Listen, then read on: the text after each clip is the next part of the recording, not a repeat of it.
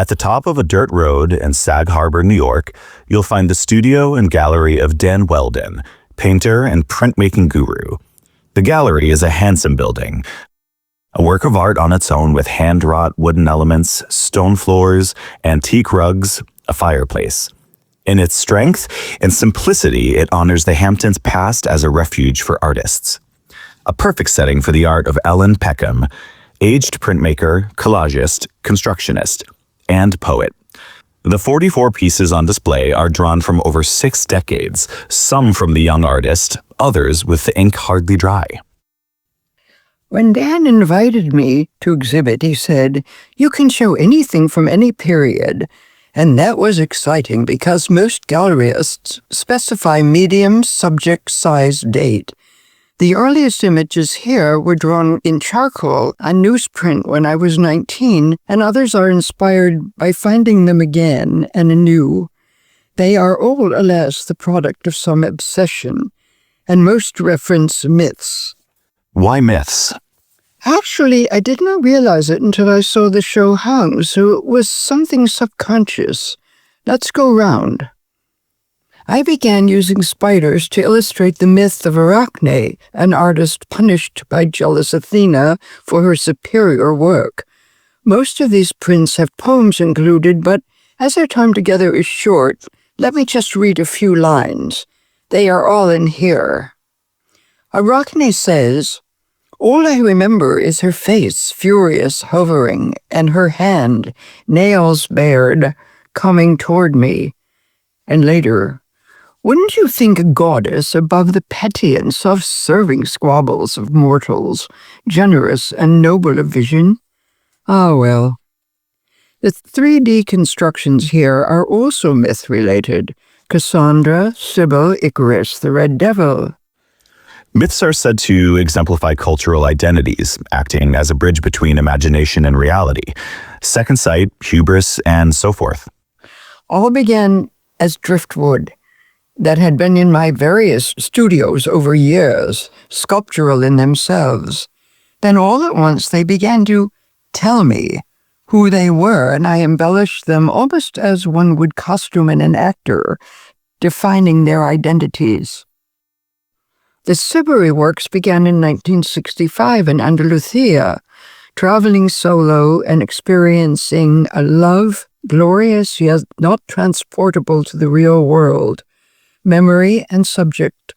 In musings I wrote, "Closing my burning eyes, I lay the paperback aside, thinking of things that know from where they start and where they go to end, and how a face of steel-cut bone, sapphire-lit in the awning's reflection, incised in a breath my history as AD from BC, so clear the start, the end."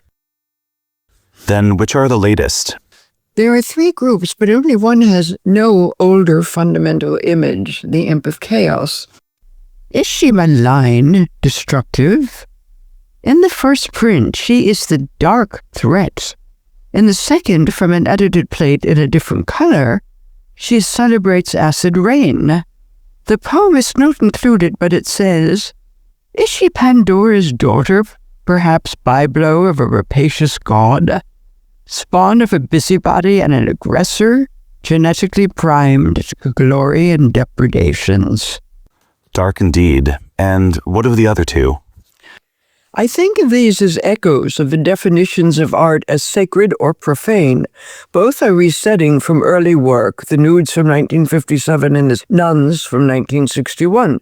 To myself, I call the nuns-fronted collages Sienna on the Hudson, as they were inspired by the stunning and influential to me show at the Met.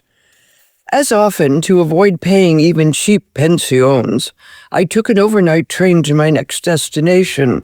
On one such trip, 2 nuns came into the compartment. We exchanged civilities, and they quickly fell, exhausted, to sleep. They were poor, the habits shoddy, their skin pale. My models, all that night. Models, too, of the disrespect for them. Recently, the Met's exhibit of the glorious golden religious art of Siena inspired me to revive my nuns. I have no poems or hymns for them, but I did have a strong desire to provide them a more heavenly environment to dream in than our third-class carriage. Nudes were not so much wanted in Gothic art, but the discoveries of classic sculpture in the Renaissance inspired their use and Eve an excuse. Your printed collages reference that, the serpent objects included, for example. That is the myth I adopted to give my ancient drawing narratives. There are 2 Eve poems, but let me read a few lines on the lady from one. Attracted to some drifting objects, she gathers them and binds them in vines, a cape, her first act of creation. She is born to it. Perhaps had she not been the offshoot of a rib, she and her daughters for eternity might have been purely creators. How sad that humanity is descended from one used part. That's an interesting idea. Thank you. I appreciate your focus and comments. I wish we had more time. To those who have given your time and attention to watch with us, our sincere thanks to you.